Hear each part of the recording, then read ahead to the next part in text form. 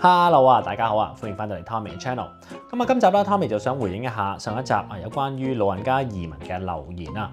咁啊，原來有好多個網友都覺得老人家移民去外國咧，最大嘅障礙係同醫療有關嘅。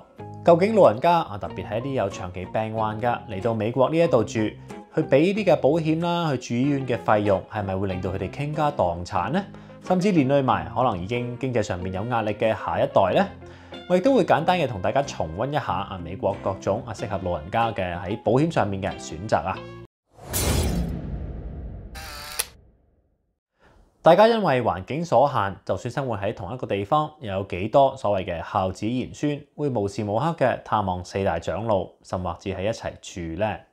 咁所以咧，其實如果下一代係肯同你係一齊去移民嘅話咧，咁當然題外話啦。佢哋應該係經過深思熟慮，擁有一定嘅經濟能力，先可以邀請到你哋嚟啦。但係無論如何嘅，咁佢哋願意放棄呢個咁千載難逢嘅，咁可以抌低你嘅機會，佢哋願意喺未來未知嘅環境同你同甘共苦嘅話，咁可能對於佢哋嚟講咧，親情啦，你話孝義啦，都可能係有少少重要嘅。下一代啦，希望喺外國生活有好多嘅原因，可能係為咗政治㗎，可能為咗個人發展㗎。但係如果你因為一啲以偏概全對外國嘅誤解，唔以為移民咗之後你就只能夠成為佢哋嘅負累嘅話咧，可能到頭來你係會成為佢哋昂首闊步嘅最大障礙啊！不過啦，今集我哋又假設如果下一代經濟上面一直都係充滿壓力嘅話，自己都養唔掂自己，咁你又需唔需要擔心咧？簡單嘅答案咧，其實係完全唔需要噶。原因係乜嘢咧？因為絕大部分嘅西方社會已經擁有成熟嘅福利制度啊，由每一個人長大成人之後，佢會做嘢啦，佢會交稅俾政府。咁政府收集呢啲錢嚟做乜嘢㗎？唔係攞嚟去監控人民㗎喎，唔係攞嚟去確保社會和諧㗎喎，唔係去為咗維護政權嘅穩定㗎喎，竟然咧就攞咗去照顧社會上最低下嘅一層，竟然咧就去幫助經濟上面最有困難嘅新移民，豈有此理啊！而之前提過美國嘅醫療保險制度，喺流程圖我都解釋過㗎啦。你有嘢做嘅話，大部分嘅公司都會提供醫療嘅保險。冇嘅話，如果你係65歲或以上，就視乎你住嘅長短啦，同埋你工作嘅貴點，你可以自己俾錢，或者係免費嘅攞到 Medicare 老人嘅保險。如果你唔符合居留嘅資格，或者經濟上面唔能夠承擔嘅話，你可以申請 Obamacare， 加州就係 Covered California。Medicare Savings Programs 同埋 Medicaid 即係白卡，加州就係叫 Medi-Cal。唔明白嘅話咧，大家都可以睇翻之前嘅社會福利系列嘅頭3集㗎。咁下邊我都放翻嗰個連結嚇。咁所以咧，一位嘅網友佢就留言就話啦，Medicare 唔係免費㗎，冇經過工作而去攞到40分1年4分，亦即係冇住院嘅保險，收費咧係會非常驚人喎。嗱，呢度咧係完全錯誤㗎。咁首先啦，你冇嘢做嘅話，你係完全根本就儲唔到貴點啦。咁之前提過啦，每工作大概1500蚊咧就可以收集到1個貴點，亦即係啦，每年最多你就可以收集4個貴點，亦即係話1年你做夠6000蚊咧，你就可以完成到嗰一年嘅貴點㗎啦。咁剩低落嚟嘅時間，你想做咩都得，環遊世界都得㗎。而當你去到65歲或以上啦，如果又喺度住滿5年嘅話咧，不論你有幾多個貴點都好，你都可以自己揞荷包嘅去買 Medicare 入邊最基本嘅 Part A 嘅住院保險啦，同埋 Part B 嘅醫療保險。咁當然啦，你自己揞荷包咧，保費係比較貴嘅。2022年嘅時候咧，Part A 咧每個月咧係要499蚊啦，Part B 咧就係每個月170蚊。咁墊底費啦，deductible 啦，最大嘅自付額啦 ，maximum out of pocket 咧就另計嘅。你亦都需要你按照翻你自己嘅身體狀況啦，可能你需唔需要眼科牙科再決定你會唔會買埋剩低嘅 Part C、Part D 同埋 Medigap。而當你做嘢滿10年啦，或者係40個貴點以上咧，你就可以免費攞到頭先講比較貴嘅 Part A， 慳翻每個月大概499蚊啦。只係需要俾翻每個月170蚊嘅 Part B 嘅保費。而當然呢一個時候咧，其實你應該已經攞緊社安金，即係 Social Security 㗎啦。保費會直接喺嗰個嘅金額入邊去扣除啦。所以咧，你話呢度嘅收費係咪好驚人咧？咁就見仁見智啦。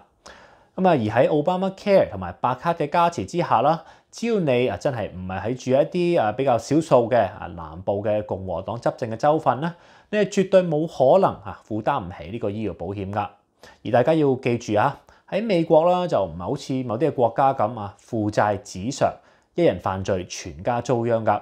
父母同埋成年嘅仔女咧，佢哋係分開處理、分開嘅單位嚟㗎。咁所以就算可能你個仔女係佢哋有千萬資產、千萬收入都好，都完全唔影響父母得到呢啲低收入嘅醫保等等唔同嘅福利嘅資格㗎。咁當然啦，你話親屬移民入邊有一個經濟擔保嘅要求，係另外一個比較爭議嘅議題嚟㗎。而就算你話千萬資產、千萬收入係嗰個父母擁有都好啦，咁我諗大家喺美國生活嘅華人咧都會知道係有一個叫不可撤銷嘅生前信託，一個 Irrevocable Living Trust 嘅存在啊。甚至咧更加誇張嘅，如果你生活喺我哋呢個左交大州加州啦，不論你嘅居住嘅呢個移民嘅身份啦，你喺美國無論你係預期居留又好，你喺隔離嘅國家你跳過嚟都好啦。喺今年嘅5月起咧，只要你年滿50歲咧，咁你都可以免費嘅攞到我哋加州嘅白卡。咁加州話我哋嘅白卡有咩咁好啊？零墊底費咯，零掛號費咯，乜都包晒㗎啦。咁所以我就真係完全睇唔到有啲咩醫療嘅開支係需要大家呢啲長者去擔心㗎。咁當然啦，有啲人就成日掛喺嘴邊嘅，但係我就覺得係比較白痴少少嘅諗法，就係話移民外國咧就唔好影衰晒啲香港人啦，係嘛？隨便去攞人哋嘅福利咧，就搞到破壞晒人哋嘅文化之類嘅説話啦。我覺得大家就唔好淨係以往我哋大家用開嘅制度為依歸啦。任何一個地方都有自己嘅制度，佢願意敞開嘅國門去吸納新移民咧，就已經係一早平衡咗其中嘅利弊。你今日得到呢啲嘅福利，呢啲嘅恩惠，你又好，你下一代又好，喺立足之後，終係會反過嚟用各種嘅方式去回饋呢個社會。呢一種有入有出嘅制度就會得以持續，而呢一種大國應有嘅制度自信，亦都會繼往開來。所以啦，翻到嗰位網友嘅留言啦，其實都唔係話冇道理嘅。外國生活嘅老人家出入最麻煩㗎啦，一旦唔能夠揸車，去邊度都要求人啲後生又有自己嘅社交嘅生活，久而久之就會覺得你好煩啦。其實就算你話有免費醫療保險啦，但係如果老人家唔識英文又唔識揸車嘅話，點樣睇醫生呢？首先啦，美國嘅職場文化咧就冇話大家覺得咁緊張嘅。如果你話父母需要睇醫生，你話啲仔女要請半日、請1日嘅假，有咩問題咧？係嘛？而就算你啲仔女真係咁不孝啦，覺得你好煩啦，其實醫院啦，你話診所啦，起碼喺洛杉磯呢度咧，一定係有人識中文㗎。冇嘅話咧，亦都有免費嘅翻譯服務。而要去到嗰間醫院，去到啲診所，視乎你住嘅地方啦，可能你有公共交通服務最好啦。唔係嘅話，大部分嘅城市咧都係會有一個嘅免費啦，提供俾老人家嘅巴士嘅服務㗎，可以免費去接送你去到附近嘅任何地方。亦都視乎翻你嘅保險公司啦。好似可能加州白卡嘅話啦，非緊急同埋緊急你要去接受醫療服務嘅交通嘅接送咧，亦都係受保嘅項目之一。所以大家又怕乜嘢咧？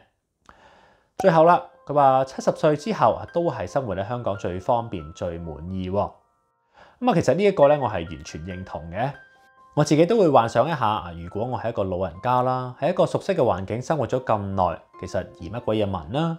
喺公園耍下太極，消磨一日神，3點3就落去茶樓攞住份大公報，一盅2件，40-50蚊港幣就落到樓啦。睇住美國成日發生嗰啲咁嘅槍擊事件，睇住嗰班移民外國嘅人幾咁凄涼，幾咁寫意咧？你話？而究竟喺你嘅生命入邊，你最珍重啲乜嘢？呢個問題就只能夠你自己回答啦。都多謝大家嘅支持啦嚇，希望你可以訂閱、讚好、分享同埋留言啦。我哋就下一集再見啦，拜拜。